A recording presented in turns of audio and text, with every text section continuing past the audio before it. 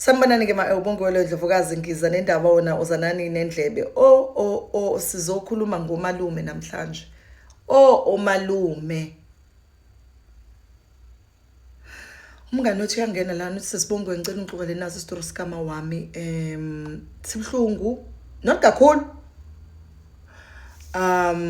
But ke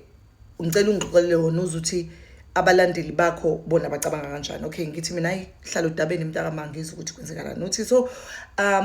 we grew up emzini kagogo. Ugogo nomkhulu, they had a son and a daughter. Uthi bakhulisa which a daughter was my mother and then a son was umalume. Uthi bakhula bobabili. Uthi umkhulu nogogo babe abantu ababefundisa esikoleni around elokishini eGoli. Uthi bahlangana as teachers and they bought a house khona elokishini. Uthi then bakhulisa ke lezi ngane zabo zobabili ke umalume wafunda naye wafunda noma naye wafunda but nabo abafundanga into etheni because uma wagcina esebenza kuma construction companies but she's managing the company, so she's doing great. And nomalume naye usebenza kahle nje konke khamba kahle ekhaya. Uthi ke so sahlala nogogo nomkhulu uthi kwaze kwashaya isikhathi la ugogo nomkhulu beshona khona bedlule emhlabeni. Uthi ke uma unabantwana naye ababili amantombazane bobabili labantwana mina nodadewethu. Uthi ke siqhubeke silokhu sihlala ekhaya. Umalume is such a nice person. Uthi sikhule vele sumndeni omncane. Umalume was like a father figure to us because ubaba wethu was not a present father, so umalume was always there for us nje since nje samazi because kwaqala kwaba umkhulu. Uthe umkhulu makashona umalume stepped up and waba ubaba opresent kuthina wazama nje ukuthi asikhulise. Uthi and then kuhambe isikhathi umalume then emsebenzini la ayesebenza khona then umitha ugeli amithe umuzi lo wabazali ubhalwe nguma nomalume. Kuyabe umalume umitha ugeli bajole nogeli bazibagcine beshada nomalumekazi. Umalumekazi ke wayengena kumuntu nje onenhliziyo enhle, umuntu nje kufuna ukucabange kaningi mawuzokhuluma naye. Masekufikene ekhaya because umalume washada umalumekazi wamlethe ekhaya. Masekufikene ekhaya kwaqala nje kwaba khona ushintsho ukuthi kuyabonakala ke manje ukuthi enene sekukhona omunye umuntu wesithathu. Uthi waye umuntu nje owayejwayele ukuthi makenza izinto phambi kwamalume azenza umuntu omuhle kodwa mase ngasekho umalume nje ayiveze ubuyena nje. Waye umuntu ongangeneki and umuntu nje ongenayo inhliziyo enhle nje kakhulu. Uthi uma but wengamnaki ke because uma thina sinoma sasihlala ngaphakathi kwi-building indlu le enkulu, umalume ehlala ngaphandle kwakuno 3 room. Okay, kuthi ngelinye ilanga bese thu umalume uya advise uma ukuthi and then you know what sisi ngicabanga ukuthi le ndle ngaphandle outside building sivele sirentise ngayo ukuze senze more money so that sizohlala isinemali. And then bese mina ngimuvela ekamereni elincane.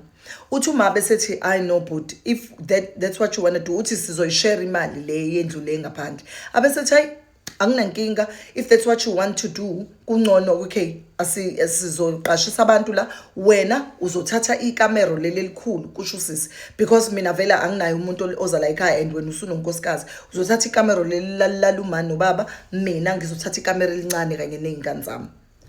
Uthi athi ulokhuzana umalume no problem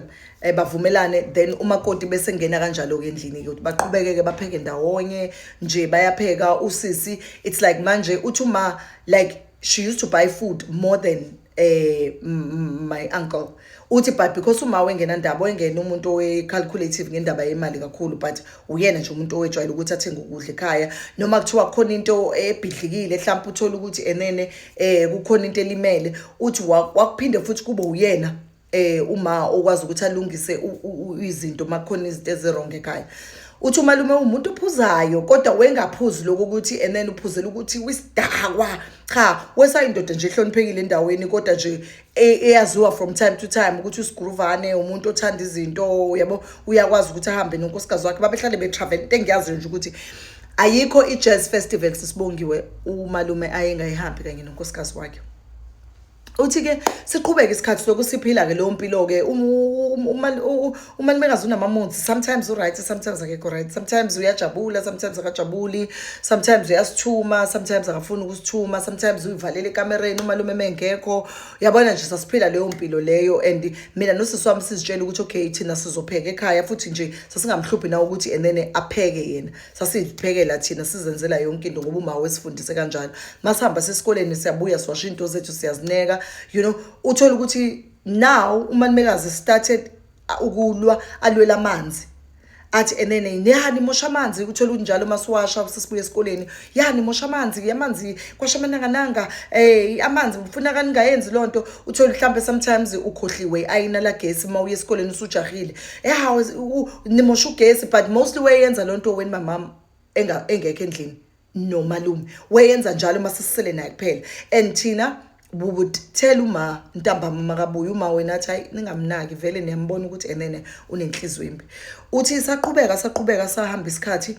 uthi sesiphila leyo mpilo nje. Waqala umalume washintsha towards my mother, not to us. Aqala umalume washintsha towards my mother.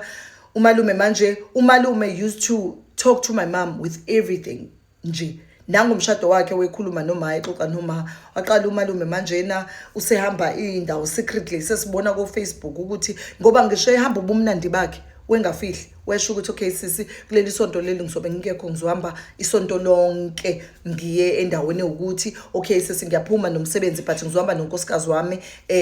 nje kanjalo njalo. Umalume was always like behlale emtshela uma ukuthi enene ama plans akhe athini ngempilo. Hayi umalume guqiqika kasasho. Uthi there was a time where umalume just vanished nje, disappeared, wahamba nje isonto lonke nomalumekazi singabazi ukuthi bayiphi. Uthi only to find on Facebook ukuthi they took a vacation and went to Cape Town. Mind you, umalume akakuthenga ukudla la ekhaya, akagrocery, but we don't care, like we never cared like that. My mom never cared like that. Uthi ke ahambe umalume use Cape Town. Hayi uthi sihambe isikhathi,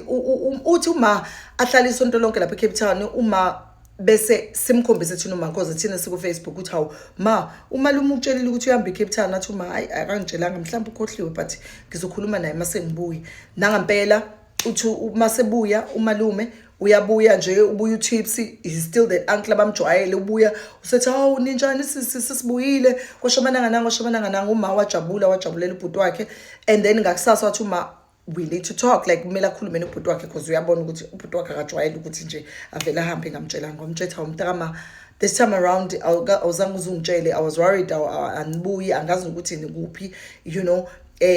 bowukuphi wangamtshela ukuthi ingane zimkhombisile ukuthi ubese Cape Town. Hayi ubhuti athi hayi ashiqinisa athi no, me and my wife we decided ukuthi it was a birthday gift, uvele wangibhukhela nje i-vacation sahamba saye Cape Town. Bengithi mina untshelile, so ngiyaxolisa ukuthi enena ngikutshela ngasisi kwaqhutshwa nempilo. Nangempela baqhubeka nempilo. Uthi hayi iqhubeke lento, hayi umalume makahamba noma yakuphi noma 2 year KZN uyovakasha or uyapi, umalume nje bengasasho. Uthi yaqala manje yashintsha impilo nje endlini, usuyabona ukuthi enene ngathi nje kwayithina noma kanye nosisi wami ngathi nje sibabangela isicefe ngathi siyanuka la endlini. Umalumekazi useyaqala ngasamkhulumisa uma akasasikhulumisi nathi, lento abeyenza kuthina nawo seyenza kuma. Okay, siqhubeka isikhathi and we thinking okay maybe it's gonna change and it's gonna be better. Sihambe isikhathi umalume bahambe futhi nonkosikazi wakhe bahambe nje banyamalale nje isikhathi mase bebuya bayabuya. Umalume nje ngangiqala ukumuzwa enuka impepho, enuka nje into engathi imithi. Umalume ekhaya sasamakholwa sosebenzisa umuthi and kodwa ngalelo langa babebuya nje benuka nje ngathi khona into abayisebenzisile engajwayelekile. Kuyaba umalume makangena nje uyathusa nje, wethusa kwayena uqobo lakhe. Awuzozwa yini ukuthi ku part 2 umalume usenzani ekhaya? Ngiza nendaba ayibona uzana nendlebe nangoku part 2. Umalume ke makabuya ngalelo langa abuye amemeza uma uthi uma aphume ekamereni lakhe athi amemeza nje kahle nje athi hayi manje sisi selokhu kwahamba abazali bami la ekhaya ngicabanga ukuthi manje sefuna siqale senze izinto zesintu ngoba naku abazali umakoti lokho ephupha la ephuphe ngathi uma nobaba bafuna ukwenzela izinto so sekufuna siqale senze izinto athi uma anginankinga mina bhuti mawubona excuse me mawubona ukuthi ukwenze izinto ezithile ekhaya ikona ongcono for abazali bethu mina uyazi ukuthi angikholelwa kulezi zinto lezi nje abazali bethu bashona sikholwa kodwa wena mawucabanga ukuthi ikona ongcono lokho then it's fine go ahead hayi uthi gwiqiqi kusukela lapho from then on weseqala ezwa kunuka impepho endlini kushisa izinto engathi zamafutha uthi baqala from then on akusalaleki mabathi bayalala bayacindezeleka uthi bayacindezeleka bayagula uthi nje kwaba nzima nje uthi ingane zimtshela uma wazi ukuthi and then ngeke funa kasambe mala niyabona ukuthi umalume ngazasifune and nje umalume eseqalile eseshisa lezi zinto zakhe nje athi miyekeni uthi uma umuntu olungile and also she had a soft spot for ubhuti wakhe so ayikho into ongayisho uma ayingayikholelwa ngobhuti wakhe funa kasambe izingane ziloku zimtshela kanjalo kumawazi athi cha ahamba umama emsebenzini uthi nje umalumekazi ngisho sepheka waqala kwahlukwana ngamabhodwe umalumekazi sefuna ukupheka yedwa akasafuna ukupheka kanye nezingane uthi thina simosha ukudla hayi nangempela singabi nankinga uma angabi nankinga kuthenga ukudla njalo siyayiphekela thina because vele that's what we used to do umalumekazi ubengapheki naye kuseyayiphekela akayiphekele yena nendoda yakhe uthi from time to time umalumekazi aphinda ntshontshe khona lokudla lokhu esikuphekile thina uthi sihambile sesikoleni mase sibuya siyabuya ukudla sekuhafu umalumekazi usentshontshile like what do you mean uthi but singena ndaba because ibeef kwakuyibona bane problem thina sasingenayo iproblem uthi aqhubeke kumalume ke uyaqala umalume usebenzisa imithi uyaqhuma lana uyaphalaza lana ushisa izinto lana nje ekamereni labo kasingeni ke nje asingeni sihlangana edining room phela masiyobuka iTV noma siyobuka iGenerations noma siyobuka ini but nje asingeni nje ekamereni sasingabona nje abantu abajwayele ukungena ekamereni lamalume until kuze kushaya isikhathi la ngelinye ilanga umalume wabuya emsebenzini makabuya emsebenzini bahambe athatha unkosikazi wakhe banyamalale futhi bahambe babahamba uthi lo hambo lo lahluke kakhulu because umalume makabuya wabuya esewumuntu nje ongamkhulumisi ngempela kuma after sebuya kulelo hambo uthi wabuya uma umuntu engamkhulumisi uthi enene umalume uyambona nje ukuthi ngathi khona into errong but asikwazi ukumbuza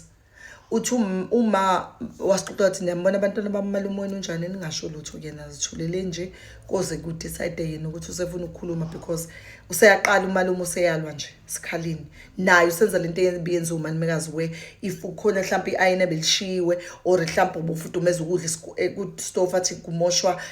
ugesi or indlu yabazali bakhe weseqala esesho lezo zinto lezo uthi indlu yabazali bakhe iyangcoliswa or sometimes asitshela ukuthi asizona izingane zakhona sabashana yabona nje athi ngelinye ilanga kofuneka abathola umuzi wabo uthi kuphinde ngimtshela uma ukuthi niyabona yini ukuthi umalume ngathi akasifuni la ekhaya uthi uma athi nena akufani akusiza ukuthi anganifuni abantu abami because leli khaya libhalwe ngami naye so akakwazi ukungixoxa because abazali bami they left this home for both of us if yena akasafuni ukuhlala la ekhaya akathutha ahambe uthi nangempela akuphelanga insuku ezingakhi after buyile lapho umalume ediniwe then uma waqala waphathwa ikhanda uthi waphathwa ikhanda uma uthi umana ko samphuthumisa kwadokotela because she had a terrible migraine phathwa ikhanda samphuthumisa kadokotela on our way simphuthumisa lapho sesifikile kadokotela sihlangana nomunye umama naye uze la kulo dokotela lo makaza kulo dokotela lo mama lo athi hawu mntanami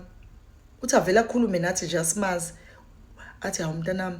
leli khanda likuphethe ayi engathi lo kwenziwa mntanami right kodwa uthi asuke lapho lo mama lo athi enene hayi kuhamba kahle kodwa ekhaya ngathi ngibona izinkulumo eziningi phakathi kwakho nezingane zakini nibangakhi kini hayi abese esho sesithi uyena nomfowabo athi wathi kunezinkulumo eziningi kodwa ke lelo khanda mntana makulona ikhanda kuzomela usukumele ulele kubantu uyobheka ukuthi ikhanda lani leli ngoba kulona la dokotela nangampela usisi angene kudokotela ngaphakathi usisi siyakhumbula ukuthi umama akakholelwe emthini angene kadokotela ngaphakathi afike lapha athola amaphilisi aphuza amaphilisi bamnike nje bamtshela ukuthi she's stressed ikhanda leli limphethe le stress naye azitshela ukuthi okay uzothatha leave alokhuze ahlale ekhaya and rest maybe she's tired from work uthi leyo leave leyo uma masehleli kwi leave waqala wagula washawa ikhanda kwadlula izinsuku uma waphuma igazi ngomlomo nangamakhala uma kwaba ukushona kwakhe washona uma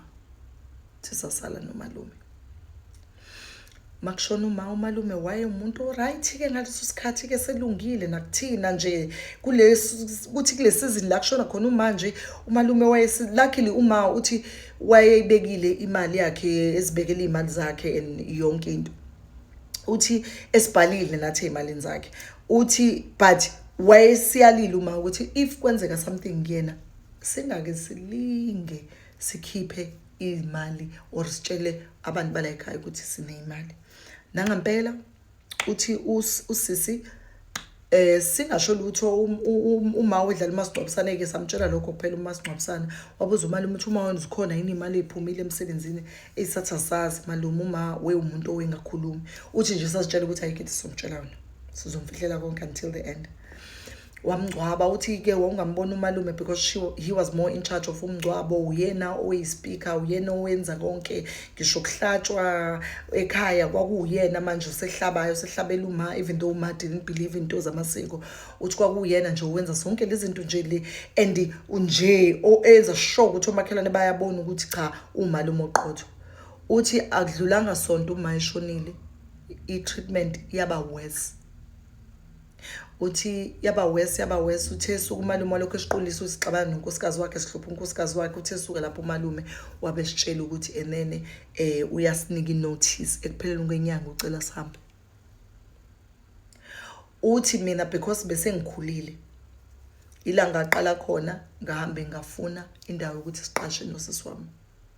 because bese kusele kancane ukuthi ngihlanganise u18 ngafuna indawo ukuthi siqashe nosisi wami saqasha khona sakwazi ukuthi sihlale khona sahlala nosisi wami until yaze yaphuma imali kaMama mayiphuma imali kaMama the first thing that I did uthi ngahamba ngayo uthenga umuzi for mina nodadewethu sahlala khona uthi awuzozwa yini kumalume sawuthenga umuzi malume akasazi lutho ngathi akazi lutho kwakuthi sihlalaphi akasifoneli akasho lutho kuthini but into esitholile sitholile ukuthi umalume lapha akakuthola ukuphumula ngibuza ukuthi kwenzekalani kumalume ke mngani wethu uthi hayi sisibongiwe kuthiwa umalume selokwashona uma zonke izinsuku uyahamba ayethuneni lama ayocenta uthi the day umashona kwadlula isikhathi esimbalwa then waqala wahamba wayethuneni lama uthi sisibongiwe it's been 15 years uma ashona uthi namanje umalume usahamba yocenta ecekeni lama uthi sisi umalume usezace waze waba mncane waba mngaka iyamudla into emidlayo since uma ashona uhlale ehamba eyalapha ethuneni ayocenta okay ngithi mina yini kanti emcentisayo athi sisi phela ezisikhathi siqhubeka nathi sagcina sesihambile sohlola because asifuna ukwazi ukuthi uma ubulawe yini umuntu wabulala uma uyena umalume wamshaya ngesilwane lento emhluphayo iyona umalo kusho ukuthi kufuneka akhulume umalume engakakhulumi angeke akuthola ukuphumula uthi nakhona manje sesizwa ngomakhelwane uthi kukhona inamba ezike zisifonele ama private number inamba engaregistiwe onduthi sisibongwe ngiyacabanga ukuthi uyena umalume ufuna ukukhuluma nathi uthi kodwa ngoba wasibulalela umzali wethu asizukhuluma naye kofuneka yena asithungathe azasithole athi makasithola abese yasitshela ukuthi yini unobangela wokuthi asibulalela uma mangihamba ke sisibongo singihamba ngiyohlola ngiyobheka kubantu sengithola ukuthi uyena umalume obulala uma uthi nga find out ukuthi umalume because weyazi ukuthi uma naye ibona bobabili ababhaliwe kwindlu umalume wambulalela uma ngoba weyazi ukuthi thina uma akasibhalanga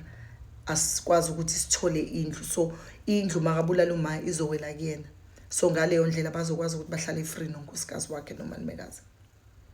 uthi till today bongiwe umalume usahamba ethuneni ayocenda ethuneni lama uthi masiyobheka ethuneni lama sihlale sifika clean sifice ubhale nezincwadi ushiye nenamba yakhe uthi ufuna ukukhuluma nathi ufuna ukusibona ezinye uyaxolisa kodwa akasho ukuthi uxoliselana kulezi zincwadi uthi silinda ukuthi ayisho lento umdlanga phakathi uthi akasasebenzi nokusebenza usewumuntu nje uqiqa uthi zonke izinsuku uqiqa lapha ethuneni lamawabo uthi I'm sure uyoza kuthola ukuphumula mhlazane wayikhipha lento esifubeni ukuthi wabulala uma wambulalela ini umuzi wabazali bakhe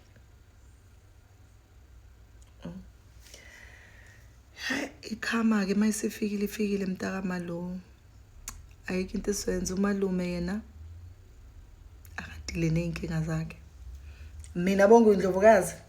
I'm signing out you guys ngiyanthanda neso ningakhohlwa ukubuka ama advert also please don't forget to subscribe on my YouTube channel here TikTok Facebook follow me on TikTok and Facebook and Instagram ngubonke indlovukazi in all platforms naku X I'm not active ku X kakhulu kodwa ke ngikhona ngubonke indlovukazi ku X ngena ngoba ngiyobheka nje kwenzekalani bese ngiyabuya ngizonixoxela please don't forget to watch my advert wonke because if you watch them mina I get paid right imali yonke lethi sihlanganisile ngikulethela indaba wena ubuka ama advert mina ngiyahola noma kuthiwe ishumi ayiningi kakhulu kodwa nje noma kuthiwe ishumi enough yabona so kwazi ukuthi ngihambe ngiyothenga isiqeda rats my